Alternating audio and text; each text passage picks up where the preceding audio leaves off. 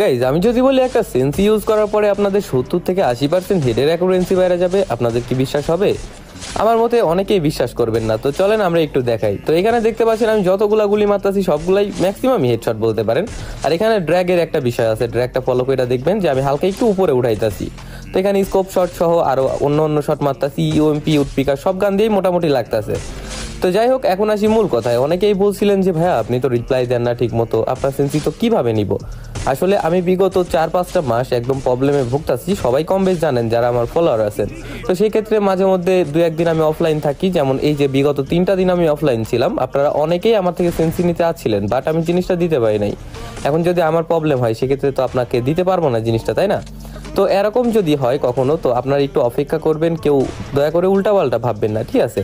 তো এখন যারা সেন্সি নিতে যাচ্ছিলেন তারা আবার হোয়াটসঅ্যাপে আজকে SMS দিতে পারবেন। ভালো থাকবেন সবাই, আল্লাহ হাফেজ, টাটা।